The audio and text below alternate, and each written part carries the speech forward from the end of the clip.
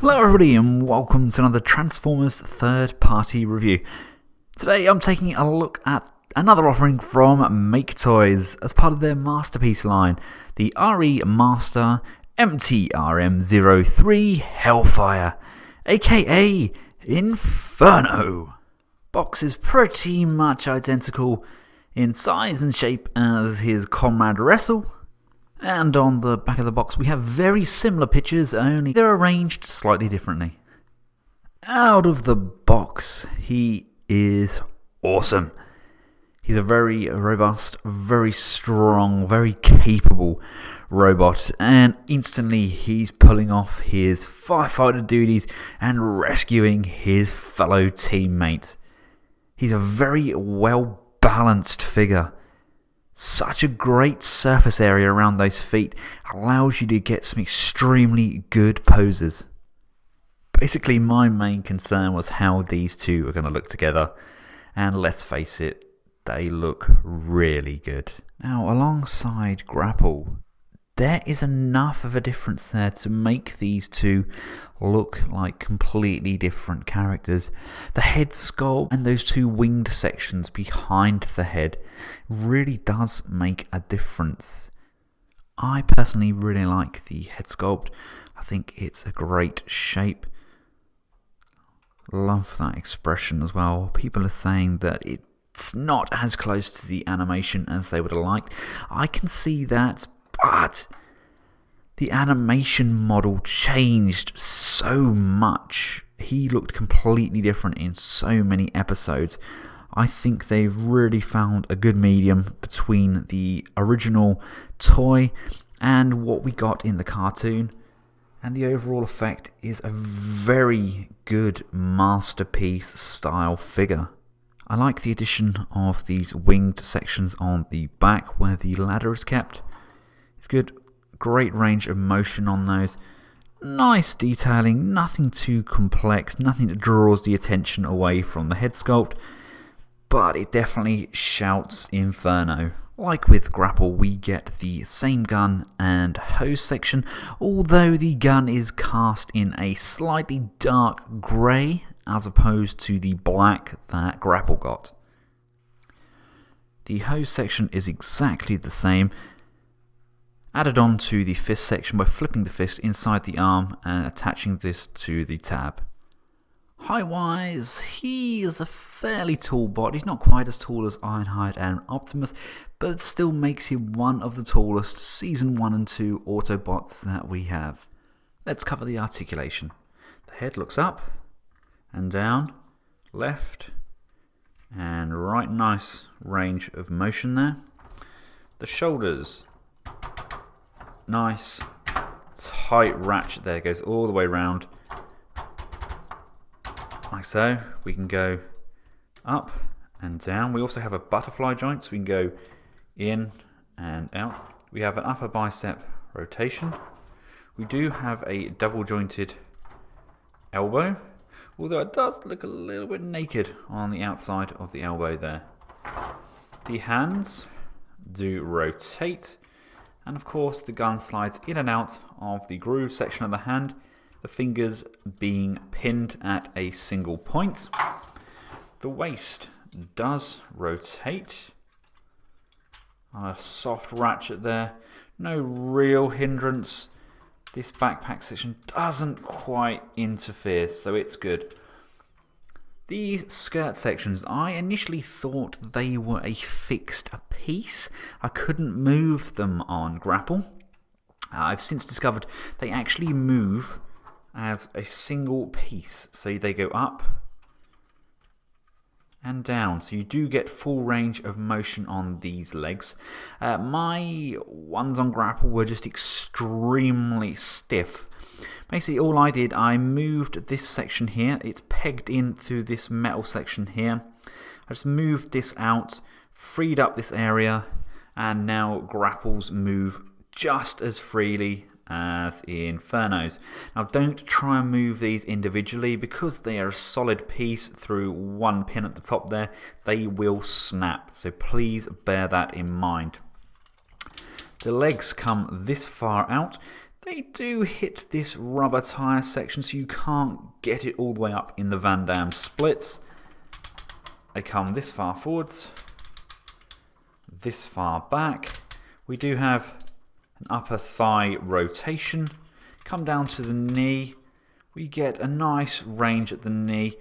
Can't quite push that all the way up to get use of the double joint, but there's still a good range there nonetheless. Come round to the ankles. They go forwards and backwards, left and right, and we do of course get that amazing pivot.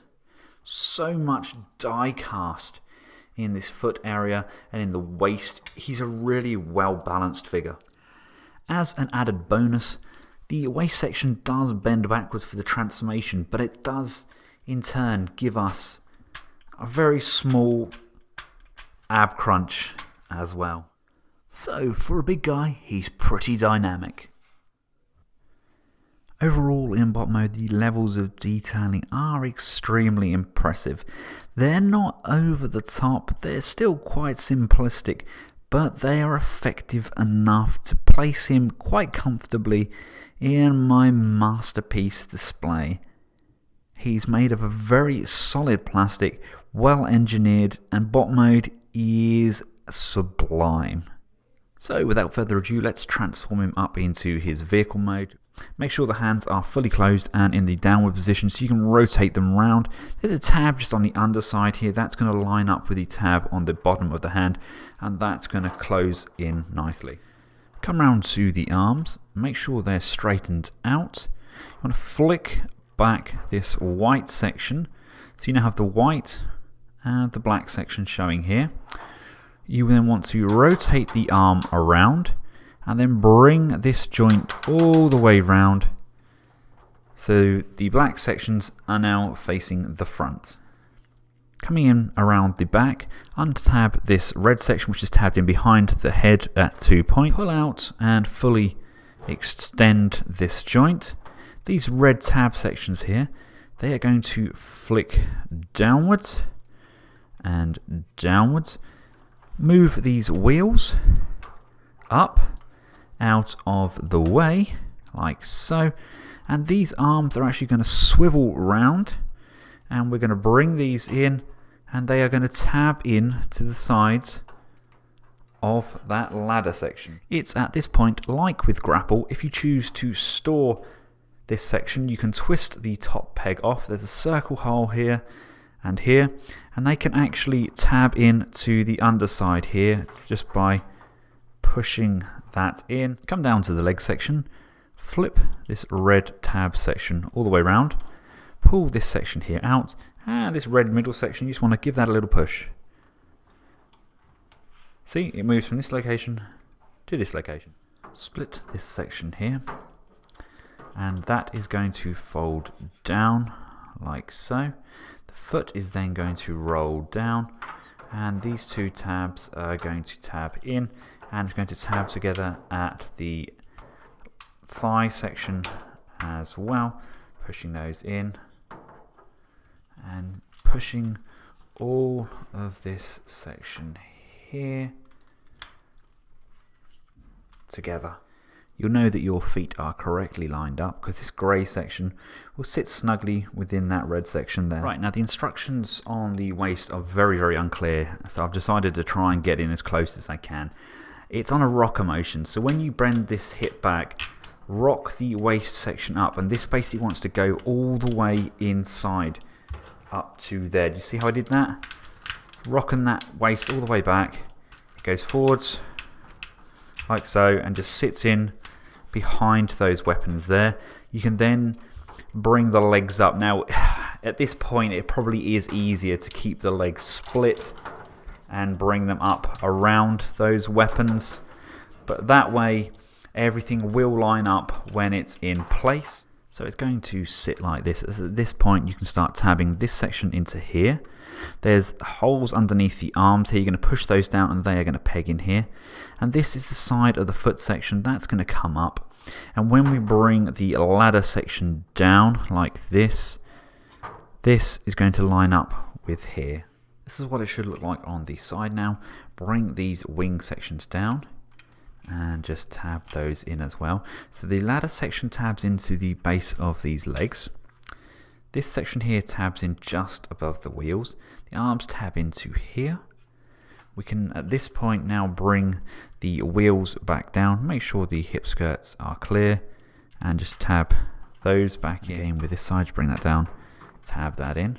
You can now bring the front section of your engine forwards, flip the head over, tab that back in, and bring the ladder down. And the gun can be stored underneath the ladder section here, but I do find it does get in the way a little bit, just the length of the ladder.